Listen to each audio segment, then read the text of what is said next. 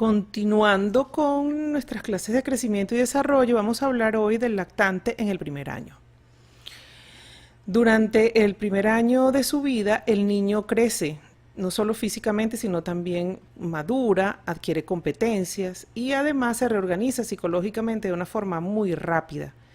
Vamos entonces a revisar cuáles son esos patrones de crecimiento y desarrollo durante este primer año, describiendo las características tanto somáticas como funcionales. Empecemos por las características somáticas. Como dije, el crecimiento físico es rápido y lo vamos a describir en variaciones de peso, talla, perímetro cefálico y segmentos corporales. Aunque, como dije, las velocidades son rápidas, las velocidades de crecimiento son rápidas, son menores que las velocidades que tenía el niño en la última parte de su vida intrauterina. Revisemos una a una las variaciones antropométricas. Empecemos por el peso. La velocidad de aumento de peso se puede describir de varias formas. Hay algunos autores que lo describen de forma semestral y otros de forma cuatrimestral. En realidad, las velocidades de crecimiento van disminuyendo progresivamente, pero para efectos de facilitar el estudio, se calculan en promedio velocidades de crecimiento. Entonces, en el régimen semestral, los incrementos o velocidades de crecimiento son en el primer semestre de entre 20 y 25 gramos por día para unos 600 a 700 gramos al mes y un total de 3.600 a 4.500 gramos durante todo el primer semestre. En el segundo semestre las velocidades son un poco menores, entre 15 y 20 gramos diarios para alcanzar entre 450 y 600 gramos al mes y un total de entre 2.700 y 3.600 gramos durante todo ese segundo semestre. En esta descripción pues se contemplan rangos con mínimo y máximo de velocidades de crecimiento.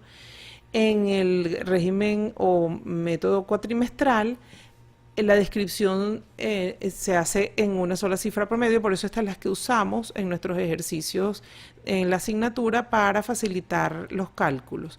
Así podemos describir que en el primer cuatrimestre el incremento de peso o la velocidad de peso es de 750 gramos por mes para un total de 3.000 gramos durante todos esos primeros 4 meses. En el segundo cuatrimestre, o sea, entre el quinto y el octavo mes, las velocidades de crecimiento un poco menores. Recuerden, en desaceleración son de 600 gramos al mes para un total de 2.400 gramos durante ese cuatrimestre. Y en el último cuatrimestre las velocidades son de 500 gramos al mes para un total de 2.000 gramos en ese cuatrimestre. Si sumamos los incrementos de los 3 cuatrimestres, tenemos un total de aumento de 7.400 gramos en el primer año. Esta es la fórmula que utilizamos, repito. De forma práctica también podemos recordar y debemos recordar que el lactante en general duplica su peso al nacer a los 5 meses y lo triplica al año. También podemos y debemos aprender fórmulas que nos permiten hacer un cálculo rápido de la edad del peso en relación con la edad. Así tenemos estas dos fórmulas. Peso es igual en esta etapa del lactante en el primer año. El peso se puede calcular multiplicando la edad en meses por 0,5 más 4,5 o edad en meses más 9 entre 2. Son fórmulas que podemos usar cuando necesitamos hacer una estimación, una aproximación al peso de un niño, sobre todo en momentos de urgencia para decidir administrar algún tipo de terapéutica. No se deben usar estas fórmulas para hacer la vigilancia y la observancia de la ganancia de peso, o sea, del crecimiento durante ninguna de las etapas de la vida. En relación a la talla también tiene una velocidad elevada de crecimiento, menor por supuesto a las velocidades de la vida intrauterina, porque recuerden, estamos en plena desaceleración y esa desaceleración la vemos igual, al igual que la vimos en el peso, pues la vemos en la talla. En los primeros 12 meses el incremento o la velocidad es de entre 24 a 30 centímetros durante todo ese primer año y lo desglosamos por trimestre con mayores velocidades de crecimiento en el primer semestre y menores velocidades de crecimiento en el segundo semestre.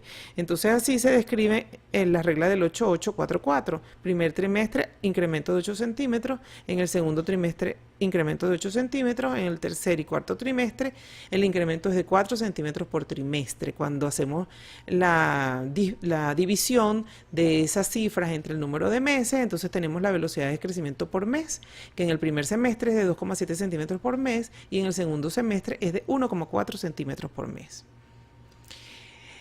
En la circunferencia cefálica, el crecimiento es acentuado. Recordemos que estamos en una etapa crítica de crecimiento porque hay un crecimiento acelerado del tejido encefálico.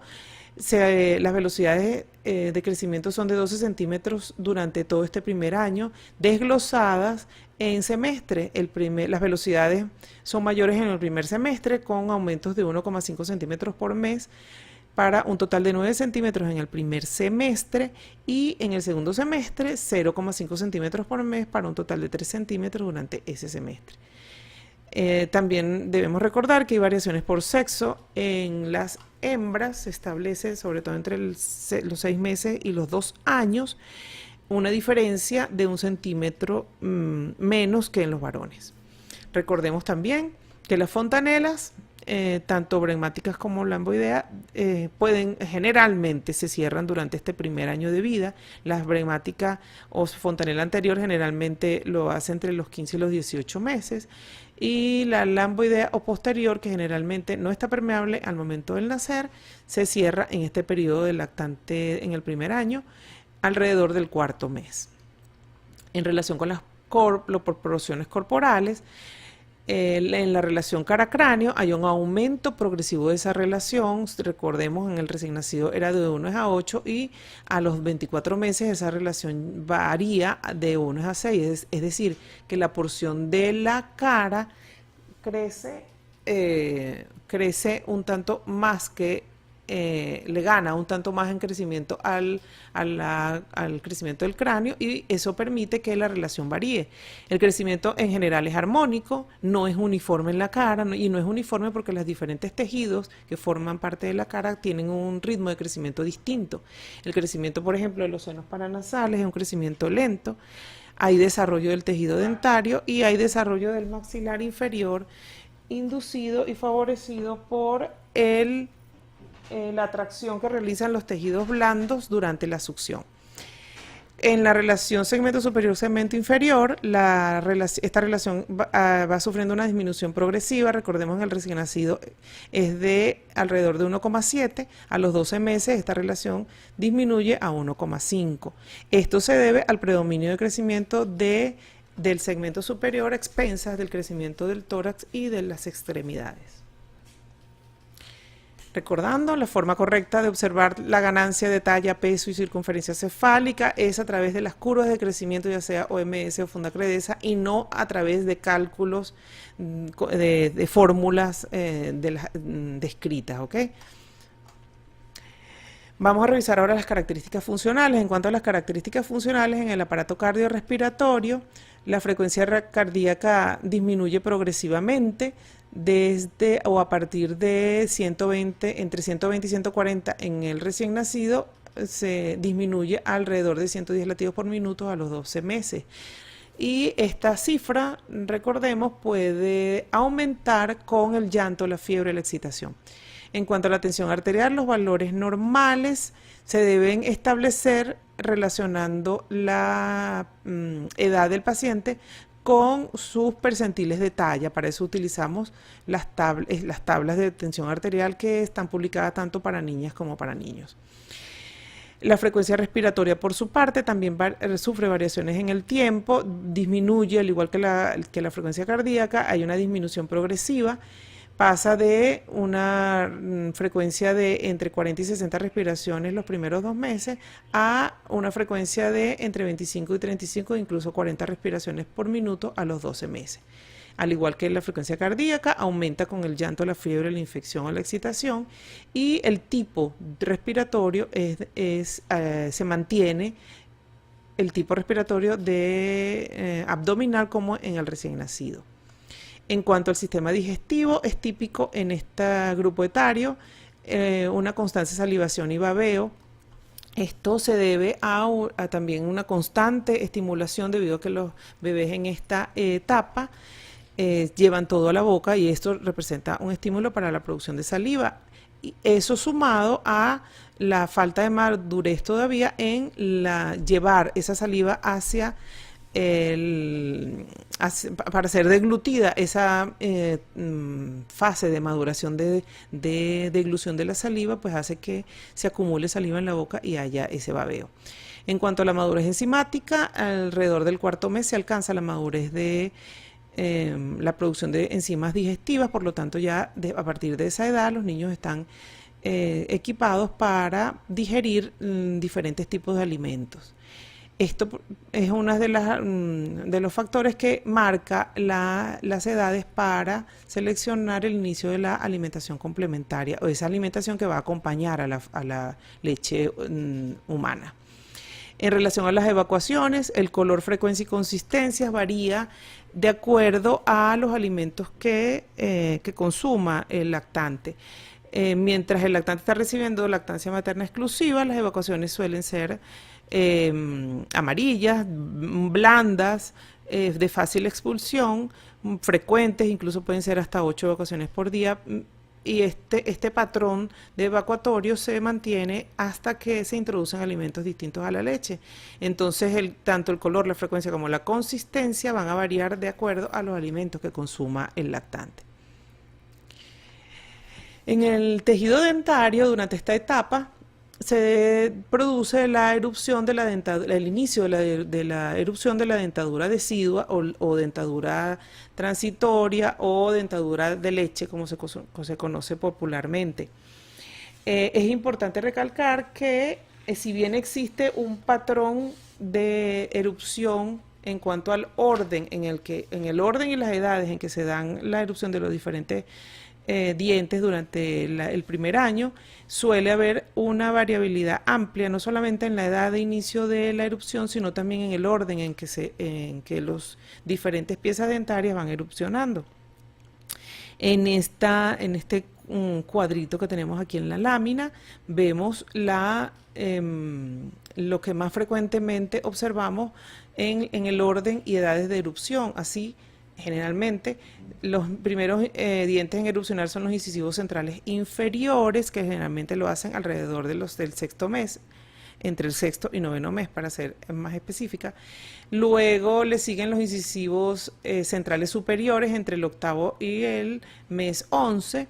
A continuación, erupcionan los incisivos laterales superiores entre los 9 y los 13 meses. Y por último, los incisivos laterales inferiores entre el mes 10 y el mes 13. Sin embargo, recuerden, gran variabilidad. Al final del primer año de vida, el lactante está equipado con una dentadura que en general está comprendida por los 8 incisivos, los superiores y los inferiores. En cuanto a la función hematológica, las cifras de hemoglobina durante los primeros meses de vida suelen ser de entre 11 a 12,5 gramos por ciento y el hematocrito de entre 33 y 36%. Sin embargo, a partir del segundo trimestre, entre los 4 y 9 meses de edad, los bebés sanos suelen presentar la llamada anemia fisiológica del lactante, con valores bajos de hemoglobina de alrededor de 9 gramos por ciento, debido a la pérdida fisiológica de reservas de hierro obtenidas en la vida intrauterina y el escaso aporte, además, de una dieta predominantemente láctea, es decir, baja en el aporte de hierro. Por su parte, los leucocitos se mantienen en cifras entre 6.000 y 10.000 leucocitos por milímetro cúbico, con predominio linfocitario. La fórmula leucocitaria típica en este grupo etario es de predominio linfocitario con una proporción de 60 a 40, 60 linfocitos, 40 segmentados. En relación con la función inmunológica, los primeros 9 a 12 meses de edad, el lactante generalmente goza de una inmunidad pasiva específica contra ciertas enfermedades, como por ejemplo el sarampión, la rubiola, la parotiditis, que fue cedida por la madre durante la vida intrauterina en forma de anticuerpos adquiridos por la madre a través de su vacunación o de haber sufrido la enfermedad. para otras enfermedades que son potencialmente graves en la infancia, como la tuberculosis, la poliomielitis, la difteria, la toferina, el tétanos, la hepatitis B y las infecciones por hemófilos e influenza. Para estas infecciones que no hay paso de anticuerpos maternos, entonces se deben aplicar vacunas para generar o estimular la producción de anticuerpos por parte del lactante en lo que llamamos una inmunidad activa. Entonces recordamos inmunidad pasiva, la cedida por la mamá durante la vida intrauterina, y la inmunidad activa es la que propiciamos a través de las vacunas exponiendo al lactante a esos anticuerpos de manera que generen, exponiéndolos a los antígenos de manera que ellos generen anticuerpos específicos. En la función neurológica, el sueño, el patrón de sueño en el primer año de vida generalmente se describe como un periodo de sueño de 18 a 20 horas diarias entre los 2 a los 5 meses. Sin embargo, eso es variable y a partir del segundo mes, el sueño nocturno generalmente ya es continuo, se hace continuo de 8 a 10 horas. Sin embargo, algunos bebés pueden presentar un corto periodo de vigilia durante la madrugada. Ese periodo generalmente es de 1 hora en el cual piden alimento, o sea, piden su tetica. Al final del primer año, el sueño nocturno es de alrededor de 10 a 12 horas y durante el día tienen 2 periodos de sueño que son los que llamamos siestas, de 1 a 2 horas cada uno. En cuanto a lo sensorial, se van desarrollando y aumentando la agudeza tanto auditiva como visual.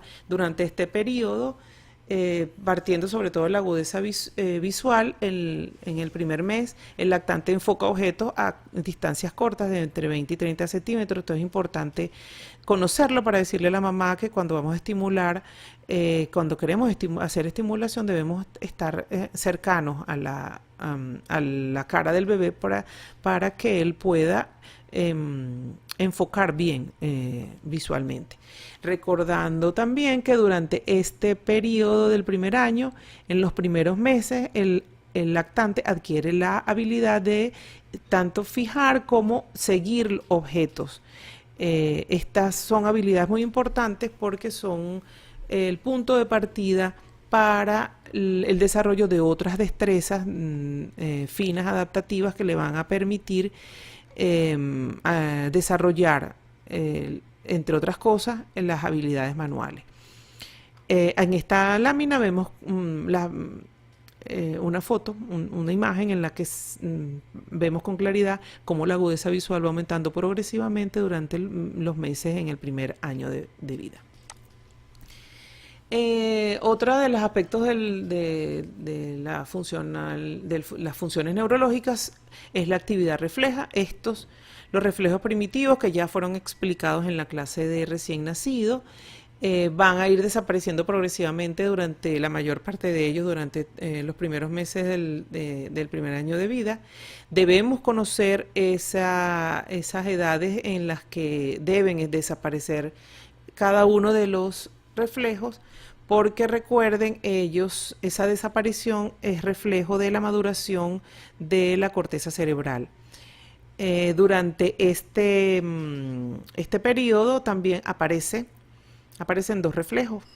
El reflejo de Landau, que es un reflejo que generalmente aparece alrededor del 4.º mes.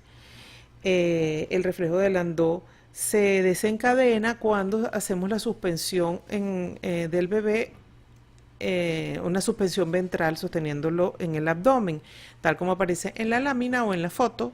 La respuesta es la extensión de tanto los miembros inferiores como los superiores y la hiperextensión de la cabeza.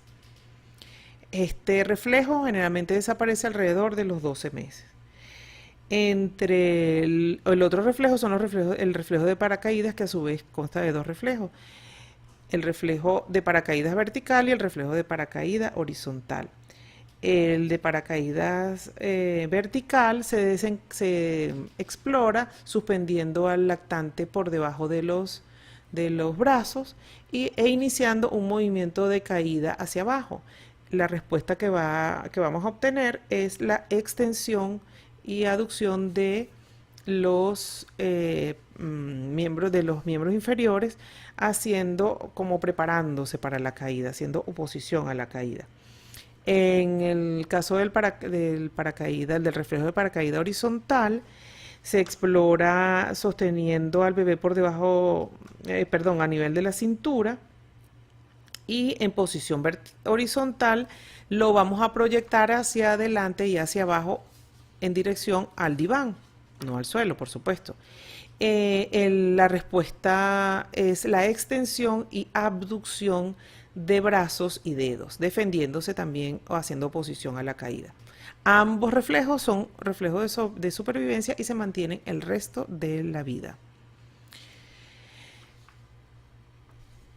Ok, entonces, siguiendo con el funcionalismo neurológico, vamos a describir ahora el desarrollo psicomotor. El desarrollo psicomotor no es más que el conjunto de habilidades o conductas nuevas que alcanza el niño en cada etapa de su desarrollo. Y este conjunto de habilidades no son más que la manifestación externa de la maduración de su sistema nervioso central. Mucho se ha estudiado sobre el desarrollo psicomotor, pero en especial debemos nombrar al filósofo, psicólogo y pediatra estadounidense Arnold Gesell, quien clasificó estas habilidades en 4 grandes áreas relacionadas con zonas del cerebro. Esta clasificación facilita el estudio de ese desarrollo psicomotor que se da durante toda la etapa de la infancia. Estas áreas son las áreas motoras, área adaptativa, área sensorial o área de lenguaje y área personal social. Él clasificó esas habilidades en estas distintas áreas. Las habilidades del área motora son habilidades que tienen que ver con la motilidad gruesa, aparecen de acuerdo al desarrollo neuromuscular y tienen una dirección céfalo-caudal. Gracias a estas habilidades se permite el desarrollo muscular y además el desplazamiento y con él la independencia.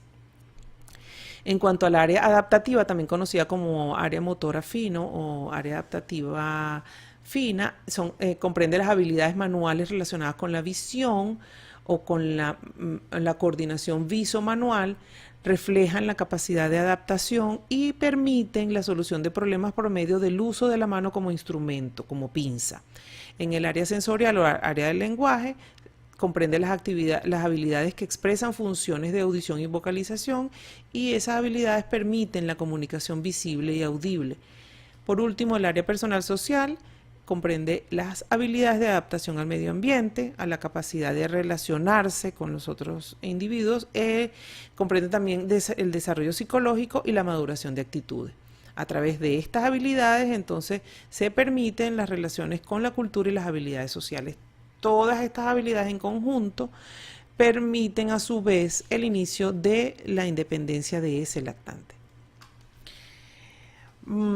A grosso modo, describimos en el desarrollo psicomotor la secuencia de las habilidades que van apareciendo en cada una de las áreas. En el área motora, la secuencia de logros de motilidad gruesa comprende, como dijimos, habilidades que van en desarrollo céfalo-caudal y que se inician con el control de la cabeza alrededor de los 3 meses. Luego la secuencia es seguido por la posición sentada o la sedestación alrededor de los 7 meses, el gateo a los 10 meses, luego la posición de pie o bipedestación a los 11 meses para finalizar al final del primer año con la marcha independiente alrededor de los 12 meses. En esta lámina también tenemos una representación gráfica con las diferentes habilidades mes a mes durante el primer año de vida, partiendo desde el recién nacido, en el cual no hay absolutamente ningún control sobre grupos musculares de musculatura voluntaria, y terminamos a los 12 meses con un lactante que ya deambula en una buena parte de los casos independientemente. En cuanto al área adaptativa, la secuencia de habilidades adaptativas comprende inicialmente la independización de los miembros superiores del apoyo, es decir, que los miembros superiores o las extremidades superiores no sean utilizadas en el apoyo para mantener una posición, y esa independización permitirá entonces su uso en el desarrollo de la prensión.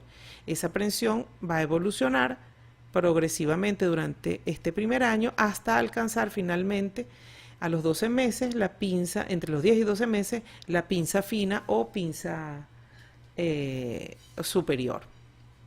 En esta lámina vemos un resumen de la progresión de las habilidades en la prensión. Esta depende, a su vez, sigue una dirección próximo distal, en el que se va adquiriendo el control de la musculatura, que primero la del hombro, luego la del brazo, luego la del antebrazo y por último la de la mano.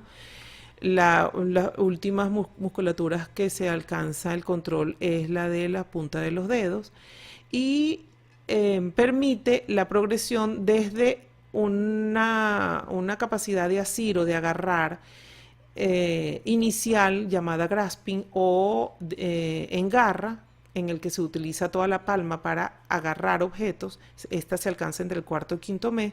Luego pasamos a una tendencia bimanual que permite la transferencia de objetos de una mano a la otra, eso es entre el sexto y el séptimo mes.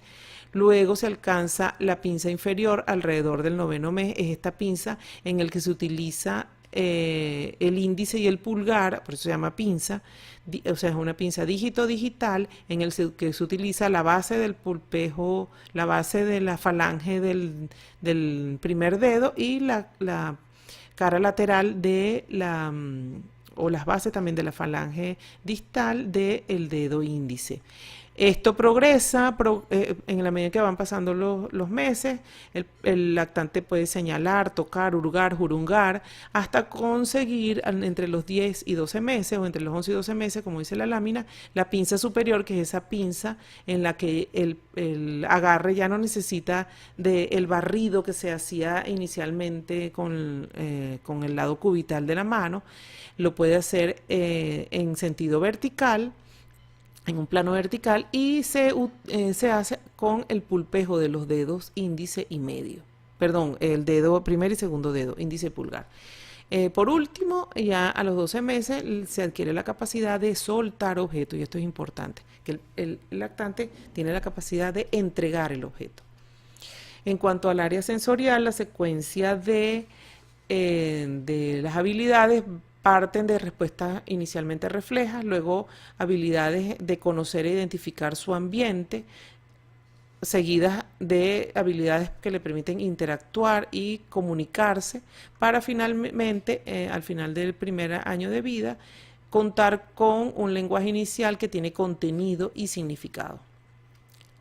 En el área personal social, la maduración motora y sensorial propician la aparición de habilidades. La primera de ellas, la sonrisa social, que es la primera respuesta social que podemos apreciar en el lactante, y que forma parte de un hito del desarrollo psicomotor.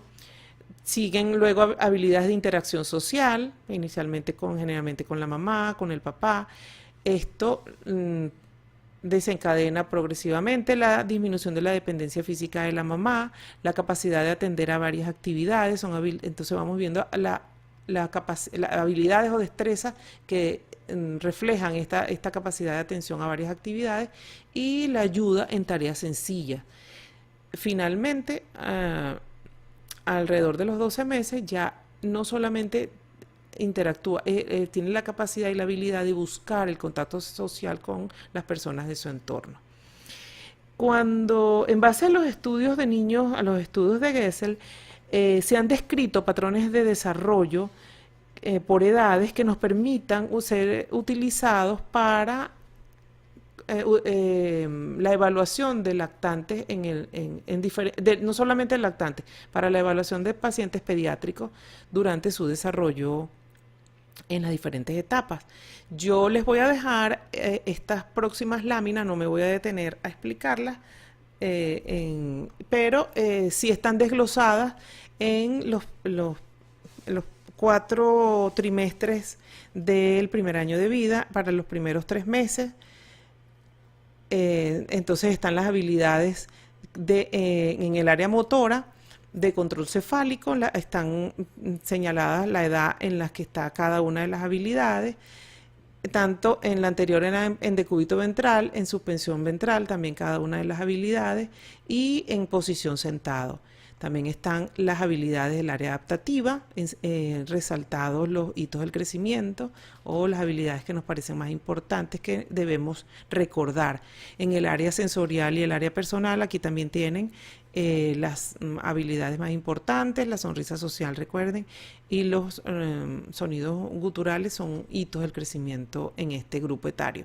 En el segundo trimestre también tenemos descritas en la lámina las habilidades en el área motora, en el área adaptativa, en el área sensorial y en el área personal social.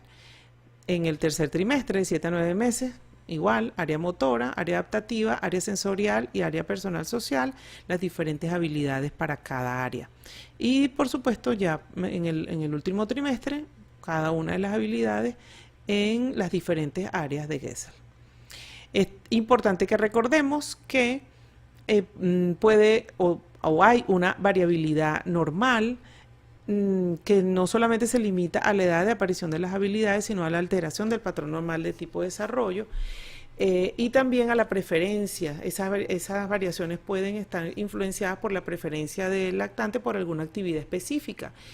Lo que condiciona que abandone otro tipo de actividades. Por ejemplo, hay lactantes que tienen mayor preferencia por actividades motor grueso y poca preferencia por actividades del lenguaje. Entonces, eso puede propiciar que tenga un muy buen desarrollo en área de motor grueso y sin embargo tenga algo de atraso en áreas en las que no desempeña tantas actividades. Recuerden, el límite de normalidad está establecido en el 25% para el tiempo de aparición de cada una de esas habilidades. Como es muy difícil recordar y memorizar esa enorme cantidad de habilidades descritas por los diferentes autores, entonces se han establecido diferentes test que nos permitan usarlos en la exploración de los lactantes y de los pacientes en general, de los pacientes pediátricos. Existen muchas pruebas o test de desarrollo, pero hay una en especial que es muy utilizada en América Latina, que es la escala de Denver. Esta fue creada por 3 psicólogos norteamericanos y fue estandarizada en esa ciudad de los Estados Unidos a la que debe el nombre. Esta prueba permite evaluar de un modo sencillo y eficaz el estado de desarrollo de un niño durante los 6 primeros años de vida y permite además entonces detectar tempranamente trastornos potenciales de la maduración a esas edades. La desventaja es que la escala de Denver es un tanto larga, consta de 105 ítems y es de rigurosa aplicación de acuerdo a lo descrito por sus autores. Es por esto que se han realizado algunas modificaciones a esa escala y una de ellas, y esto lo digo con orgullo, es la adaptación que realizó un pediatra venezolano, el doctor Barrera Moncada. Él hizo una adaptación simplificada basada en un estudio de la población venezolana y de ella describió una escala en la que hay un número mucho menor de ítems, son 62 ítems en total, y pues es de más fácil uso, más rápido, como para que lo podamos desarrollar tanto los médicos generales como los pediatras generales. Vamos a describir, en la próxima lámina vamos a hacer una descripción de esta escala. Es importante recordar que la evaluación del desarrollo psicomotor es un aspecto cardinal en todos los que deben atender todos los médicos que ven niños, Pues de ello depende la detección precoz de alteraciones neurológicas, y cuando hacemos detección precoz de alteraciones neurológicas, entonces podemos hacer la intervención y tratamiento precoz de esas alteraciones, dándole la oportunidad al niño de alcanzar al máximo las potencialidades con las que nació. En esta lámina vemos el test de Denver. El test de Denver es una lámina en la que existe una escala graduada para la edad en meses y años. Esta escala está tanto en la parte superior como en la parte inferior de la lámina. Luego, entre esas dos escalas vemos las cuatro áreas de desarrollo representadas en cuatro recuadros: el recuadro del área motor grueso, del área adaptativa, del área del lenguaje y del área personal social. En el recuadro de cada área entonces están comprendidas o incluidas las habilidades que vamos a explorar y que conforman el patrón normal de desarrollo psicomotor de acuerdo a cada edad. Esta es el test de Denver. En esta están las 105 habilidades o destrezas o pruebas que se le hacen al lactante. Si se dan cuenta, cada rectángulo corresponde a una habilidad. Esto lo voy a explicar aquí. Vamos a fijarnos en esta parte de la lámina. Cada rectángulo corresponde a una habilidad. En este caso se ejemplifica el caminar sin ayuda, esa habilidad de caminar sin ayuda. ¿Qué es lo que representa el rectángulo? El rectángulo representa la variabilidad de aparición, la variabilidad normal de aparición de esa destreza o conducta. Así está limitado en el borde izquierdo por el percentil 25 para la edad de aparición de la destreza de caminar sin ayuda, y el extremo derecho representa el percentil 90 como edad extrema para la aparición de esa habilidad. Dentro del rectángulo vemos un área que es blanca, se le ven en todos los rectángulos. El área blanca corresponde a la variabilidad entre el percentil 25 y el 75, y el área sombreada corresponde a la variabilidad entre el percentil 75 y 90.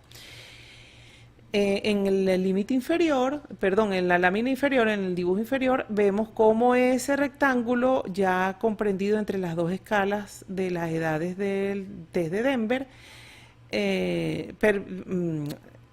nos permite pues ver que el correspondiente a la edad está el percentil 25. No representa más que a esta edad el 25% de los niños ha desarrollado esa habilidad. Y en el extremo que inicia o delimita la zona sombreada está el percentil 75, que sería los 14 meses. Entre el percentil 75 y 90, que es el área sombreada, representa entonces el área de riesgo.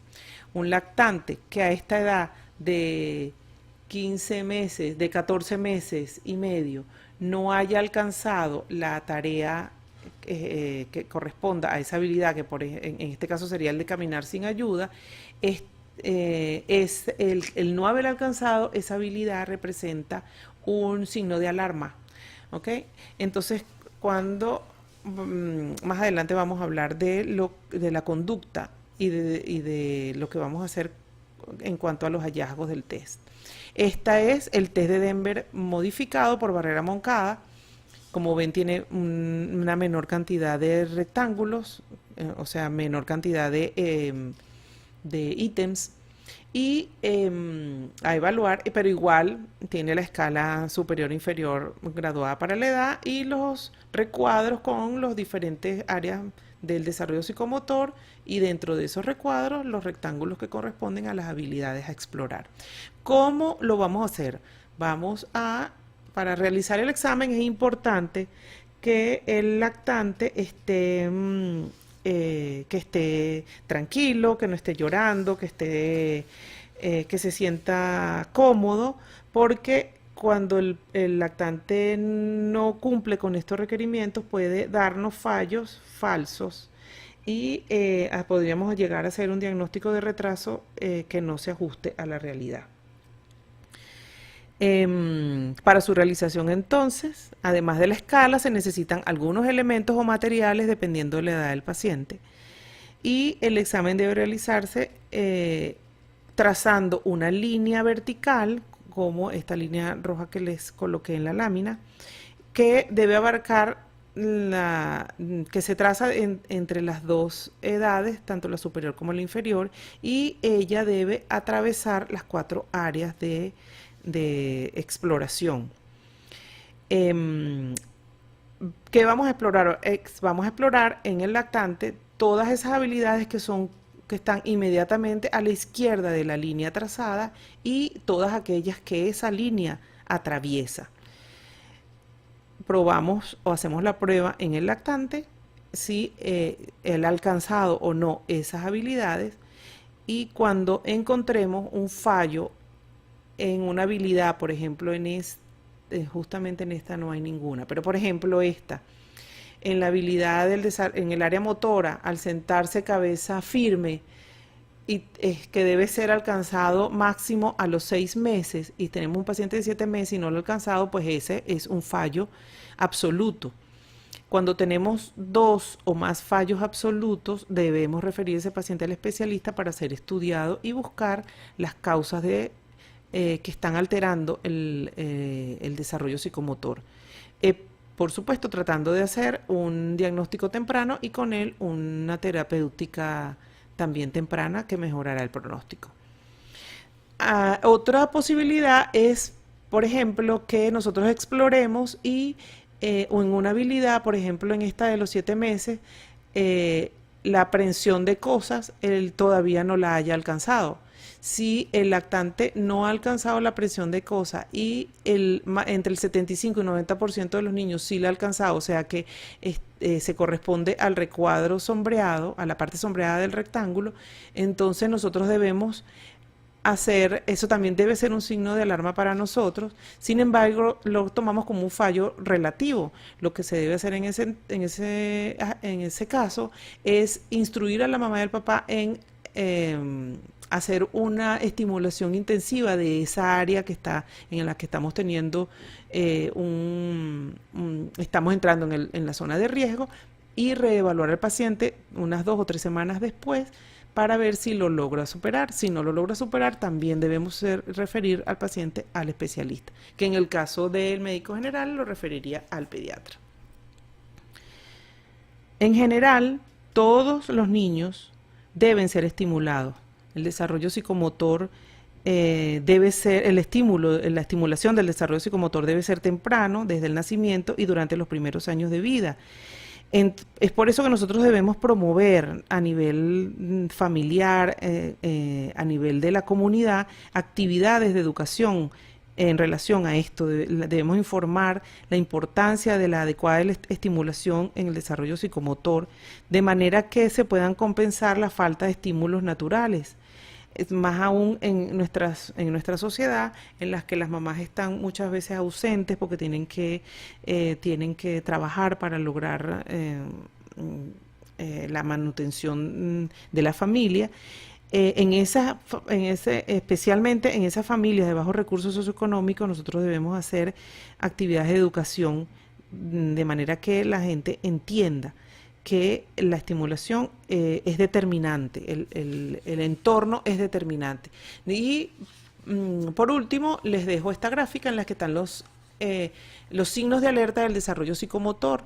Son esos signos en los que los hitos del desarrollo no se están presentando dentro del tiempo esperado, y que representan signos que nos deben alertar sobre de retardo psicomotor. El pulgar en aducción más allá de los 2 meses, el no control cefálico a los 4 meses, el no agarre de objeto a los 5 meses, la no sedestación a los 9 meses, la ausencia de marcha autónoma a los 18 meses, la hipertonía o hipotonía, esos trastornos de tono muscular, las asimetrías en las posturas o en la actividad, los movimientos anormales y el desarrollo motor atípico, como lo es el que el niño se desplace sentado, se desplace rodando o se desplace en puntilla. Pueden encontrar muchos más, ustedes pueden ampliar esta información en la bibliografía e incluso en internet aparece con bastante detalle. Así terminamos este tema. Les dejo esta asignación. Utilizando el método de progresión antropométrica, calcule el peso, la talla y el perímetro cefálico de un lactante de 10 meses de edad, quien al nacer pesó 3.250 gramos, midió 52,5 centímetros y su perímetro cefálico fue de 35,5 centímetros. Deben especificar los cálculos y deben señalar las velocidades de crecimiento. Nos vemos en la próxima clase.